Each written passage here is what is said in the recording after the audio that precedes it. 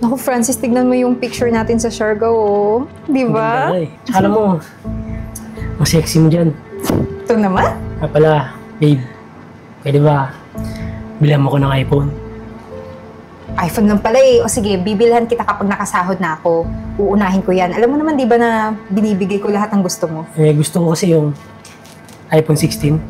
Katulad dito? Oo naman. Yung Pro Max. Max talaga. Tinalo mo pa yung iPhone. O sige, akong bahala. Tsaka, ang sakit ng balikat ko, babe. Gusto mo, masahin kita? Kaya nga eh. Kasi ang dami kong ginawa doon sa bahay.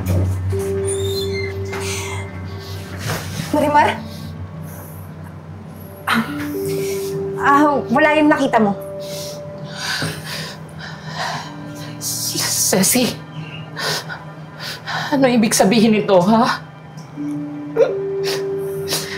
Inaahas mo yung boyfriend ko? Walang iya kayo! Ano to, ha? Matagal niyo na ako niloloko? Ano, Francis? Aminin mo sa akin! Huy, bakla ka. Wala naman magsiseryoso sa'yo eh! Kasi alam mo, walang magtatagal na lalaki sa'yo. Bakla ka! Bakla! Kapal na mukha mo. Mas makapal yung mukha mo! Ha? Feeling kang bakla ka? Ano? Ha? Ano? Pagkatapos kitang pagkatiwalaan, tinuring kitang totoong kaibigan ni Eden! Parang gatin na yung turing ko sa iyo. Tapos ito yung gaganti mo sa akin! Walang iya ka! Tama na! Alam mo, tama ka! Girlfriend ko kasi Eden. Ano bang mapapala ako sa'yo? Bukod sa bakla ka, wala ka pang pera. Si Eden, kaya niya ibigay yung pangangailangan ko. Ikaw, kaya mo ba ibigay? Yung pangangailangan ko bilang lalaki? Francis! Hindi! Sa akin, mahal mo ako, di ba? Bakit, Francis? Sa best friend ko pa, pinagkatiwalaan ko yung dalawa eh. Hoy, ilusyonada. Nakita mo naman, di ba? Kung sino kinampihan ni Francis. So, ibig sabihin nun, ako ang mahal. Kaya ikaw, umalis ka na sa pamamahay ko! Ayoko, Francis, huwag mo ako iwan. Parang awa mo na. Ano ba? Umalis ka na! Francis, nagmamahalan tayo eh. Parang awa mo na. Nagmamahalan? Ha? Nagmamahalan? Tingnan mo yung sarili ko! Ha? Sa tingin mo, may magmamahal sa'yo? Ha? Umalis ka na! Francis, parang awa mo na. Tumigil ka na! At umalis ka na! Umalis ka na!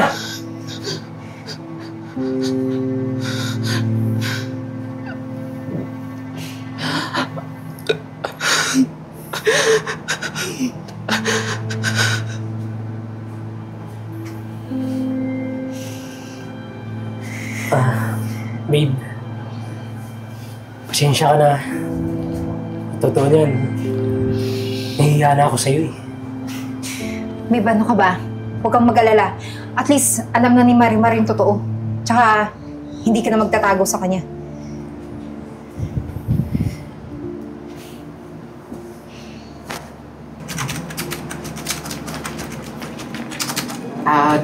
Good morning po, sir. Good morning.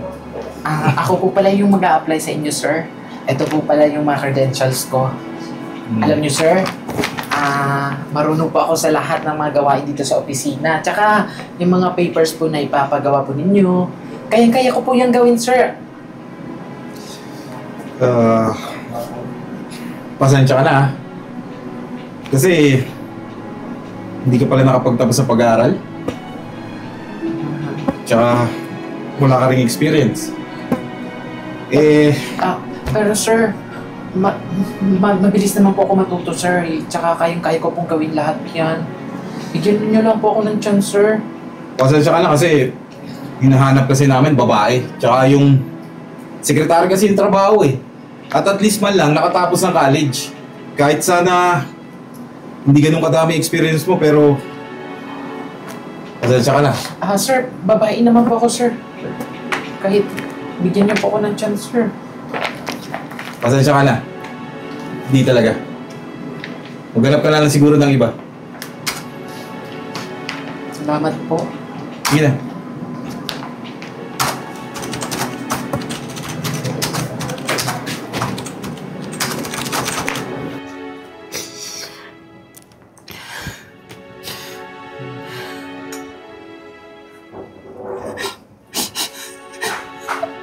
Anong mali sa akin? Lahat na lang ng taong mahal ko, iniiwan ako. Niluloko ako. Dahil maganda yung itsura ko. Bakit nilalayuan ako ng taong mahal ko sa buhay? Unang-una si Francis. Pangalawa yung tao tinuring kong kapatid. Yung best friend ko pa. Nagtaksilan nila ako. Kapalit-palit ba ako? Ba't ba kasi hindi sana naging babae na ako? Hindi sana magkakaganda ng buhay ko. Ate, ba't umiiyak ka? Ito naman, wrong timing ka naman eh. Ito naman nag-iiyak pa ako.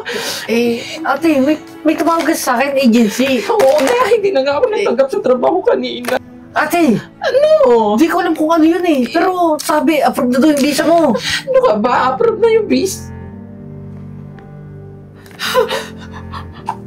Approve na yung visa ko? Yung visa mo, approve na. Oh my God! Approve na yung visa ko, Jeboy! Oh my God! Ilang taon ko itong hinintay! As in, approve na! Approve na ate, tsaka lahat ng pangarap mo, matutupad mo na. Makakapunta na ako ng Thailand! Ito na yung pinaka-anaantay ko! Ito na yun! Matagal ko na ito inaantay, Jeboy! Basta ate, gagalingan mo doon ha. Oo, makakapunta na ako ng Thailand. Sisiguraduhin ko na pagbalik ko dito sa Pilipinas. Sisiguraduhin ko na magbabago na yung buhay ko, tsaka magbabago na yung pagkatao ko. Ito na yun, Jeboy. Ito na yung sagot sa lahat. Ito na yung sagot sa lahat, Jeboy. Ano ka ba? Pero sure ka, ha? Upload talaga ako. Oo nga! Huwag ka nang umiyak yan. Ang pangit-pangit na pag umiyak ka eh. Tignan mo. Mukhang ano, unggoy. Pagbalik ko dito sa Pilipinas, ipapakita ko sa lahat ng taong nanakit sa akin na nagkamali sila na taong inapakapakan at sinaktan. Magsisikap ako, magiging matagumpay ako sa buhay. Tama yan ate. Ipaglaban mo kung anong nararapat. Kuya, approve na ako!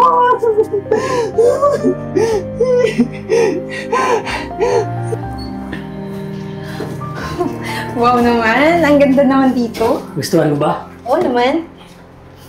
Puka muna. Thank you, babe. Ano ba? Gustuhan mo ba dito? Oo naman, oh. Tsaka social din dito, ha? Bet ko na to. Pagkatapos natin kumain, pwede ba pumunta tayo ng Tagaytay? Ay, bet ko yan.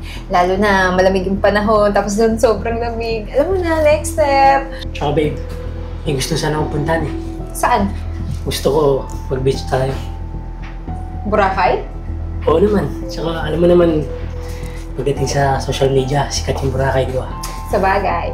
O ganito na lang, planuhin natin yung mga gusto nating puntahan. Tapos, bakit hindi tayo mag-out of town? Doon tayo sa, ano ba yung Thailand? Ay, ayoko doon, Japan. Huwag ito sa Japan. Babe, nakikinig ka ba?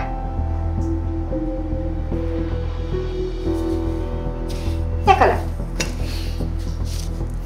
Hoy, babae ka. Lumapit ka nga dito.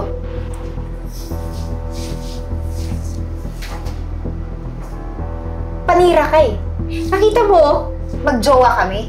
Tapos, tinitignan mo tong boyfriend ko. Ano ba? May pagnanasa ka ba sa boyfriend ko? Hoy, humanap ka ng sayo. Huwag kang inggitera. Bakit hindi ang boyfriend mo yung pagsabihan mo? Siya yung tingin ng tingin sa akin kanina po, oh. Kasalanan ko bang maganda ako? Alam mo, ang kapal na mukha mo. Hindi ka maganda. Ako ang maganda. Ang kapal talaga ng mukha mo eh, no? Ikaw na nga yung may atraso sa akin. Ganyan pa yung ugali mo. Hoy, ano pinagsasabi mo? Eh ngayon nga lang kita nakita eh. Ako yung nilait-lait mo dati, di ba? Tapos inaas mo pa yung boyfriend ko? Marimar? Oo, tama ka. Ako si Marimar. Ceci, eh, paano nangyari? Hindi kasi Marimar. Ang laki ng pinagbago mo, no? Hindi na importante yun. Ang gusto ko, umalis ka na dito sa restaurant ko! Umalis ka na!